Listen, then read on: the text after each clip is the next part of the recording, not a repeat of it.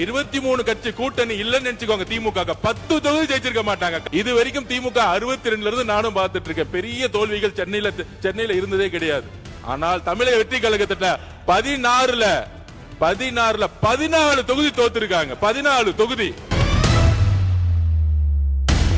எங்களுடைய கூட்டணியிலிருந்து வெற்றி பெற்றவருடைய ஆதரவோடு தான் நீங்கள் இன்றைக்கு ஆட்சி அமைத்திருக்கிறீர்கள். அதை செஞ்சீங்க. அண்ணா மூத்த உறுப்பினர் சொன்னாரு, நாங்கள் யாருடைய தோல்விகளையும் நாங்க எதையுமே தவற பேசல. நாங்க சொல்ல வருதுன்னா திமுக இவர்களால தான் கூட்டணி கட்சி வெற்றி பெறுதுன்னு ஒரு ஆதிக்க மனப்பான்மை இருக்கு பாத்தீங்க. அந்த ஆதிக்க மனப்பான்மை தான் நாங்க கொஸ்டின் கேட்கிறோம். எங்களால தான் அவங்க வெற்றி பெற்றாங்கன்னு நாங்க சொல்றோம். இல்ல அவங்களும் சேர்த்து தான் நீங்க வெற்றி பெற்றாங்க. நாங்க தனியா நின்னாங்க. அவங்க எங்களை விட்டுட்டு எங்கேயாவது தமிழ்நாட்டில் இடத்த வெற்றி பெற்றிருக்காங்களா கேளு. இவனுங்க உயர்கல்வித்துறை அமைச்சர்கள் அடுத்தது வரேன் உங்ககிட்ட. உயர்கல்வித்துறை அமைச்சர் வரேன். மாண்புமிகு பேரவைத் தலைவர் அவர்களே, மாண்புமிகு உறுப்பினர் ராஜா, உங்க இருக்கையில போய் முதல்ல உட்காருங்க. உயர்கல்வித்துறை அமைச்சர் அவர்கள். மாண்புமிகு சட்டமன்ற உறுப்பினர் அவர்கள் பேசுகிற பொழுது சொன்னார்கள், அவர்கள் சார்ந்திருக்கிற அரசியல் இயக்கம்தான் தாழ்த்தப்பட்ட சமூகத்தை சார்ந்தவர்களுக்கு அமைச்சர் பதவி, அதிகாரம் இவைகளெல்லாம் கொடுத்ததாக சட்டமன்றத்திலே பதிவு செய்தார்கள். நானும் ஒரு கருத்தை சொல்ல விரும்புகிறேன். இது சமீப காலம், ஏறத்தாழ 10 ஆண்டுகளுக்கு முன்னால், ஏறத்தாழ 20 ஆண்டுகளுக்கு முன்னால் நடந்த நிகழ்வுகளைத்தான் முன்வரிசையிலே இருக்கிற எதிர்க்கட்சி சட்டமன்ற உறுப்பினர் சொன்னார். ஆனால் மாண்புமிகு பேரவைத் தலைவர் அவர்களே, நான் உங்களுக்கு நினைவுக்கு கொண்டு வருகிறேன். 1952 காலங்களிலே, 1957 காலங்களிலே ஒரு பூசாரி வேலை செய்த ஒரு சாதாரணமான குடிமகன், வெட்டியான் என்று சொல்வார்கள். வெட்டியான் என்றால் என்ன தெரியுமா? தண்ணீரை மடை மாற்றம் செய்கிறவன் தான் வெட்டியான். அந்த காலத்திலே வெட்டியான் என்கிற வார்த்தை தவறாக பயன்படுத்தவில்லை.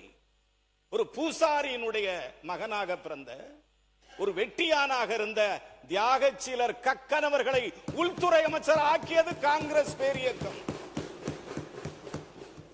ஆலயத்துக்குள் தாழ்த்தப்பட்டவன் நுழையக்கூடாது என்கிற மிகப்பெரிய வியாக்கியானங்கள் இருந்த காலகட்டத்தில் ஒரு சில பேர் கோயில் வாசலுக்கு முன்னால் தாழ்த்தப்பட்டவன் மீனாட்சி அம்மன் கோயிலுக்குள் போக வேண்டுமென்றால் மலச்சட்டியை கொண்டு அவன் தலையிலே அடிக்க வேண்டும் என்று மிகப்பெரிய வியாக்கியானங்கள் இருந்த காலகட்டத்தில் பரமேஸ்வரன், கக்கன் போன்ற தலைவர்களை காங்கிரஸ் பேரியக்கம் உருவாக்கி அதிகாரத்தை தந்தது காங்கிரஸ் பேரவை தலைவர்.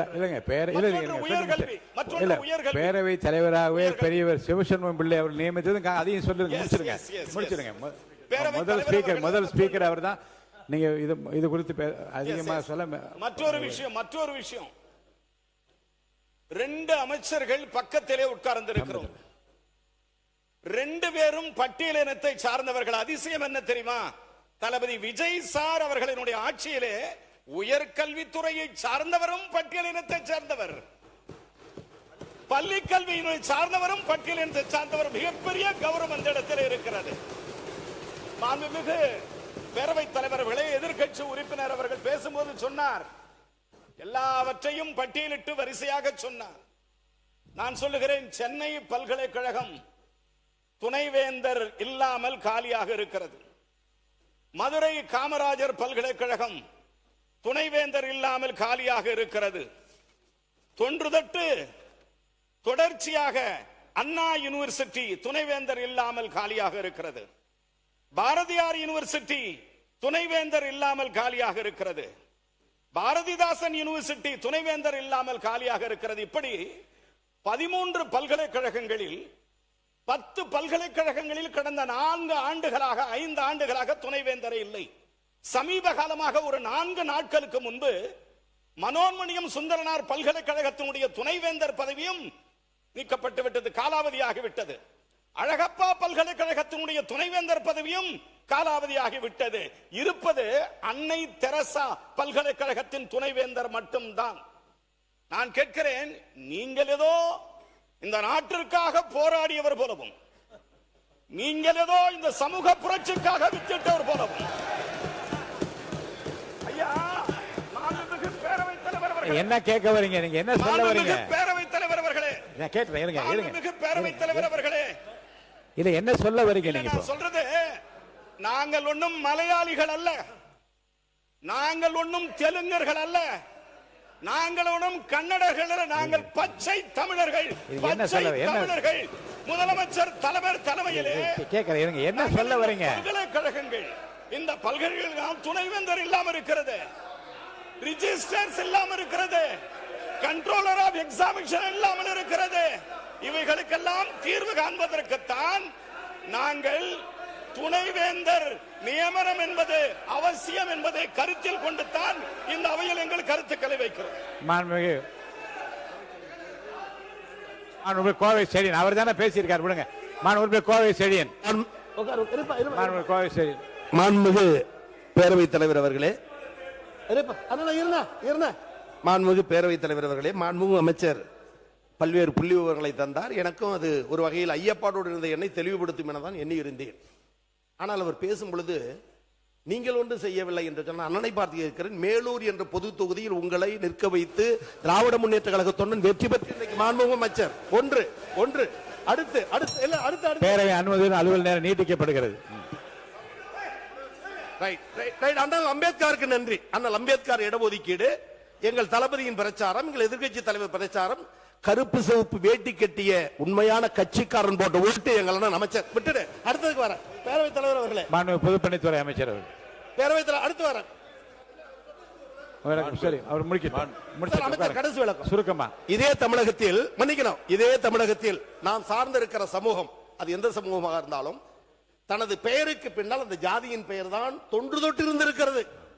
அது யார் என்று சொல்ல விரும்பவில்லை. ஆனால் தன் பெயருக்கு பின்னால் ஜாதி என்று போட்ட அந்த ஜாதியின் பெயரை ஒட்ட வெட்டி தூக்கி எறிந்துவிட்டு இன்றைக்கு BA, BSc, MA, MSc, MCom, BE என்று போட்டுக் கொள்ளுகிற காலத்தை உருவாக்கியது திராவிட இயக்கம், பெரியார், அண்ணா, கலைஞர், திமுக என்பதால் தமிழகத்தில் தட்டு என்பதை நான் பதிவு செய்ய விரும்புகிறேன்.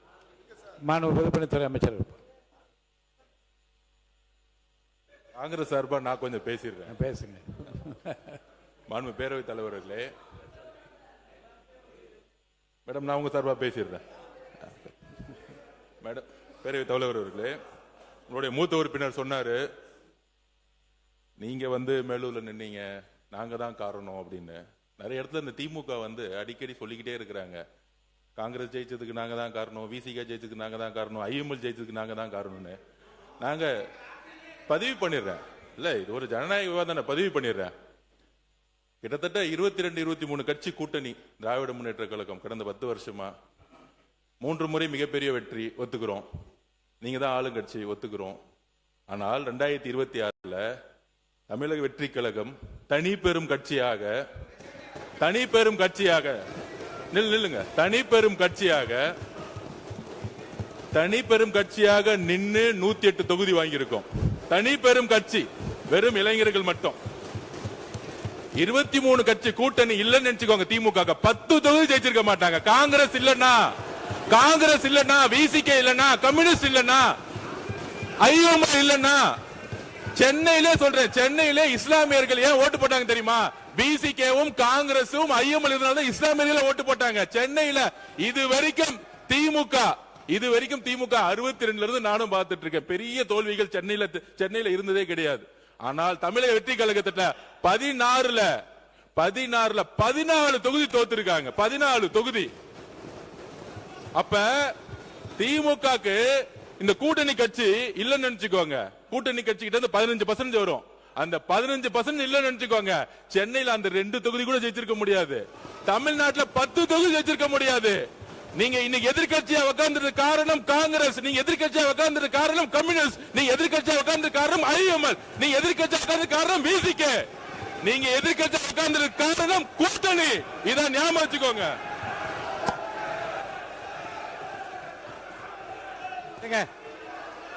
உட்காருங்க போதும்.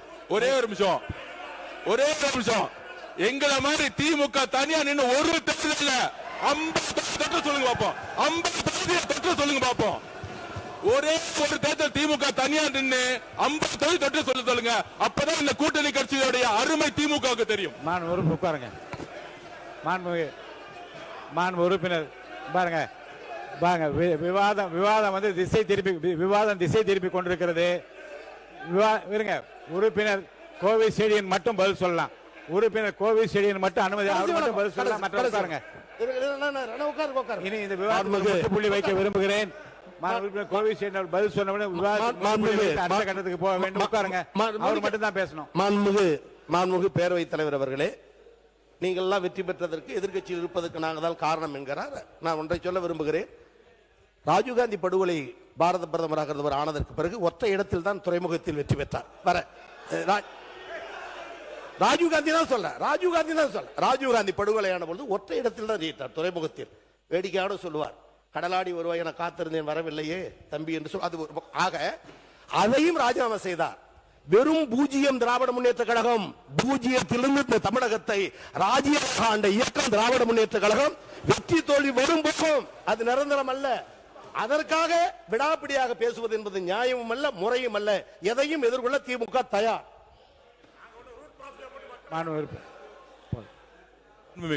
ஒரே ஒரு நிமிஷம், இவரும் கேட்டு அப்புறம் நீங்க சொல்லிடலாம். நீங்க சொல்லுங்க. மாண்பு உறுப்பினர் நேரு அவர்கள், அவர் கேட்டவர் சேர்த்தே சொல்லிடுங்க பதில். மாண்புமிகு பேரவைத் தலைவர் அவர்களே, கூட்டணியில் இருந்து வெற்றி பெற்றோம் என்று அது நாங்கள் ஒத்துக்கொள்கிறோம், அதெல்லாம் ஒன்றுமில்லை. எங்களுடைய கூட்டணியில் இருந்து வெற்றி பெற்றவருடைய ஆதரவோடு தான் நீங்கள் இன்றைக்கு ஆட்சி அமைத்திருக்கிறீர்கள். அதை செஞ்சீங்க. உங்களுக்கு அவ்வளவு ரோசமா தனியா நின்னா அவரை வெளியே அனுப்பிச்சு விட்டு ஆட்சி வந்தீங்க. ஏன் வெளியே, ஏன் அவர் வந்து 80ல தோத்து போய் நின்ன போது காங்கிரஸை கை கொடுத்தது திமுக இல்லைன்னா காங்கிரஸே வந்திருக்காது. எப்படி அப்படி சொல்றது? சவால்கள், எதிர் சவால்களுக்கு ஒரு முற்றுப்புள்ளி வைக்கிறேன். மாண்பு பொதுப்பணித்துறை அமைச்சர், இதோடு இந்த விவாதத்துக்கு முற்றுப்புள்ளி வைத்துவிட்டு மானிய கோரிக்கைக்குள் நான் போக வேண்டும். மாண்புமிகு பேரவைத் தலைவர்களே, இங்கு ஒவ்வொரு கட்சிக்கும் தனித்த அடையாளம் இருக்கிறது. ஒரு தேர்தல் முடிஞ்ச பிறகு யாருக்கு யாருடன் சேர வேண்டும், யாருடன் ஆட்சி அமைக்க வேண்டும், அந்தந்த கட்சியோட நிலைப்பாடு. இது யாருக்கும் அடிமை கிடையாது. ஒரு தேர்தல் முடிஞ்சவன கூட்டணி முடிஞ்சிடும். நம்பர் 1. நம்பர் 2 சொல்றது, அண்ணன் மூத்த உறுப்பினர் சொன்னாரு, நாங்கள் யாருடைய தோல்விகளையும் நாங்க எதையுமே தவறா பேசல. நாங்க சொல்ல வருதுன்னா, திமுக இவர்களால தான் கூட்டணி கட்சி வெற்றி பெறுதுன்னு ஒரு ஆதிக்க மனப்பான்மை இருக்கு பாத்தீங்க. அந்த ஆதிக்க மனப்பான்மை தான் நாங்க கொஸ்டின் கேட்கிறோம். அந்த ஆதிக்க மனப்பான்மை தவிர எல்லாரும் சேர்ந்துதான் ஒரு வெற்றியை உருவாக்கி இருக்காங்க. அதை பதிவு பண்றோம். எல்லா கட்சிகளும் சேர்ந்து ஒரு கூட்டணி உருவாக்கிய பொழுது அந்த வெற்றிக்கான காரணம் எல்லா கட்சிகளும் சமமா சொல்லணும்.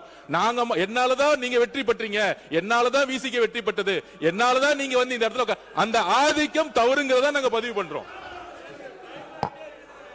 உறுப்பினருக்கு முற்றுப்புள்ளி வைக்கிறேன். வெற்றியும் தோல்வி மக்களாலே வந்தது, ஏற்றுக்கொள்வோம். மாண்புமிகு உறுப்பினர் தலவாய் சுந்தரம் ஒரு கேள்வி கேட்கிறேன், கிளாரிபிகேஷன். உறுப்பினர் தலவாய் சுந்தரம் வாங்க. என்ன இப்ப என்ன பேச விரும்புறீங்களா? பாருங்க. உறுப்பினர் கே என் நேரு அவர்கள்.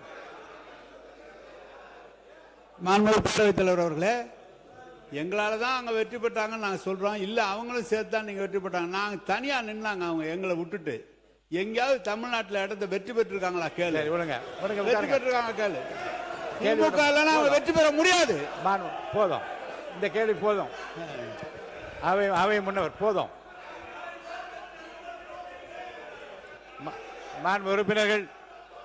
உறுப்பினர்கள் இது போதும் என்று நினைக்கிறேன். அவை முன்னவர் மாண்பு பேரவைத் தலைவர் அவர்கள், அவை முன்னவர் விவாதம் மானிய கோரியை விட்டு பேச வேண்டிய நேரத்தை மாறி மாறி அரசியல் பேசிக் கொண்டிருக்கிறோம். நான் பேசுறேன். அதனாலதான் இல்ல, ஆகவே நான் ஒன்றை சொல்ல விரும்புகிறேன். 97 பேர் வச்சுட்டு ஒரு ஆட்சி, அவங்களுடைய சப்போர்ட் நீங்க பண்ணிட்டு அவங்களுக்கு ஏதாவது ஹெல்ப் பண்ணீங்களா? 2006 அந்த கட்சி உங்களோட இருந்து இணைந்து அவர் சப்போர்ட் செய்தார்களே, அவர்களுக்காக அமைச்சரவை இடம் பெற்றிருக்கிறது, இன்றைக்கு கொடுக்கப்பட்டிருக்கிறது. அதை நீங்க கொடுத்தீங்களா? முதல்ல திமுக தனியா நின்று ஜெயிச்சிருக்கா? இல்ல, திமுக தனியா நின்று ஜெயிச்சிருக்கா? ஒரு தேர்தலையாவது திமுக தனித்து நின்று வெற்றி பெற்றிருக்கிறதா? சொல்லுங்க, அப்புறம் வேணா நாங்க மாண்பு உறுப்பினர் கே நேரு அவர்கள் இந்த பதில் மாண்பு பேரவைத் தலைவர் அவர்களே, என்ன சப்போர்ட் பண்ணலான்னு, என்ன ஹெல்ப் பண்ணலான்னு, மத்தியில முதல் பிரதமர்னு சொன்னது திமுக சொன்னார். மத்திய அரசு அமைப்பதற்கு ஆதரவாக இருந்தது திமுக. 2 முறை ஆதரவாக இருந்தது திமுக. என்ன சப்போர்ட் பண்ண? நாங்க சப்போர்ட் பண்ண. இவங்க மட்டும் 26 பேர் சார் சொல்றேன், நான் சொல்லிடுறேன். 26 பேர் இல்ல, பாமகவை சேர்ந்த 21 பேர், 22 பேர் அன்னைக்கு இருந்தாங்க. பாமகவை சேர்ந்த 22 பேர் இருந்தாங்க. எனவே இவங்க ஆதரவு மட்டுமல்ல, பாமக ஆதரவு எங்களுக்கு இருந்தது. எங்களுடைய ஆதரவுல மத்திய அரசு அமைச்சிட்டு இவங்க எங்களுக்கு ஹெல்ப் பண்ணாங்களான்னு கேட்கிறார். ரொம்ப நீங்க மாண்பு உறுப்பினர் கேபி அன்பழகன் விவாதத்தை தொடங்கலாம். மாண்பு உறுப்பினர் கேபி அன்பழகன் விவாதத்தை தொடங்கலாம். இல்ல I mean, I don't allow anyone to speak now. Only K P Anbazhagan. மாண்புமிகு பேரவைத் தலைவர் அவர்களே, மாண்பு அவை முன்னவர் பேசிடுங்க. போதும் இதோட கடைசியை இறுதியா முடிச்சுக்கலாம். பேசுங்க. மாண்பு பேரவைத் தலைவர் அவர்களே, மாண்பு முன்னாள் அமைச்சர் அவர்கள் பேசுகிற போது 11 அமைச்சர் வாங்கிட்டு தான் நீங்க இதை பண்ணீங்க. நல்லா தெரியும், நாடு 11 அமைச்சர் அங்கே இடம்பெற்றீர்கள், அது மறந்து விடக்கூடாது. இந்த டாபிக் இதோட மாண்பு உறுப்பினர் தாரகி பட் நீங்க ஒரு நிமிஷம் மட்டும் சொல்லி முடிங்க. வாங்க பேசுங்க, என்ன சொல்ல வரீங்க சொல்லுங்க. மாண்புமிகு பேரவைத் தலைவர் அவர்களே, அவங்க இன்னைக்கு ஆட்சியை பற்றி எல்லாம் பேசிட்டு இருக்காங்க. இன்னைக்கு அவங்க சொல்லாங்க தனியா நிக்க முடியுமான்னு. எங்களுடைய பாரத் ஜோடா யாத்திரை நடந்தனால தான் உங்களுக்கு இவ்வளவு எம்பிஸ் மேல கிடைச்சதுங்கிறத மறந்து விடக் கூடாது. அன்றைக்கு உண்மைதான், இன்னைக்கு அன்னைக்கு எங்களுடைய கூட்டணியால தான் உங்களுக்கு எம்பிஸும் கிடைச்சு இவ்வளவு எம்எல்ஏஸும் கிடைச்சு என்பதை மறுப்பதற்கு இல்லை. அதே போல நாங்கள் உங்களுக்கு மத்தியில் ஆளுகின்ற பொழுது எங்களுடைய ஆட்சி காங்கிரஸ் ஆட்சி உங்களுக்கான பிரதித்துவத்தை தந்து உங்களுக்கான அமைச்சர்களை தந்தது எங்களுடைய ஆட்சி. 22 வருடங்கள் நாங்கள் கூட பயணித்தோம், இல்லை என்று சொல்லவில்லை. 22 வருடங்கள் உங்களுக்காக நாங்கள் பயணித்தோம். இன்றைக்கு எங்களுக்கான ஒரு ஆட்சி வரும்பொழுது நாங்கள் அவர்களுக்கு சப்போர்ட் செய்து கொண்டிருக்கிறதை மறந்துவிடக் கூடாது. நாங்கள் ஒன்றும் உறுப்பினர் கேபி அன்பழகன் மட்டும் பேசுங்க. உட்காருங்க. உறுப்பினர் கேபி அன்பழகன் நீங்க பேச தொடங்கலாம். உட்காருங்க. இல்ல மத்தவங்க உட்காருங்க. பாருங்க, நீண்ட விளக்கமும் மாண்பு உறுப்பினர் கேபி அன்பழகன் மத்தவங்க உட்காரு போதும். இல்ல இரு தரப்பும் உங்களுடைய கருத்துக்களை தான் நீங்க சொல்லிவிட்டீர்கள். உட்காருங்க. அவங்களுக்கு மேட்டத்துக்கா உறுப்பினர் அவங்களுக்கா? சரி உட்காருங்க. எல்லாம் உட்காருங்க. இல்ல உருங்க. உட்காருங்க. மாண்புமிகு பேரவைத் தலைவர் அவர்களே, சட்டமன்ற காங்கிரஸ் கட்சி தலைவர் அவங்க மாண்பு உறுப்பினருக்கு வாய்ப்பளித்த ஒரே நிமிஷம் மட்டும் பதில் சொல்லிட்டு மாண்பு உறுப்பினர் அன்பழகன் மட்டும் தான் பேசுவார். உட்காருங்க. சொல்லுங்க. தலைவர்களே, அவங்க தமிழ்நாட்டில் மட்டும் யாத்திரை போகல, இந்தியா பூரா யாத்திரை போனாங்க. இந்தியா பூரா போது 40 இடம், தமிழ்நாட்டில் மட்டும் 10 இடம் உங்களுக்கு கொடுத்துருக்கோம், ஜெயிக்க வச்சிருக்கோம். போதும். நீங்க போதும். தமிழ்நாட்டுல மட்டும் நீங்க பெற்றது கூட ஊரு பூரா 2 இடம் பெற்ற கூட 10 இடம் கொடுத்தது காங்கிரஸுக்கு. நாங்க அதை பார்த்து மாண்புமிகு கேபி அன்பழகன் பேசலாம். நீங்க இனி யாரையும் அனுமதிக்க முடியாது. மாண்புமிகு கேபி அன்பழகன் மானிய கோரிக்கை மீது நீங்க பேசலாம். மாண்புமிகு பேரவைத் தலைவர் அவர்களே, மாண்புமிகு உட்காருங்க.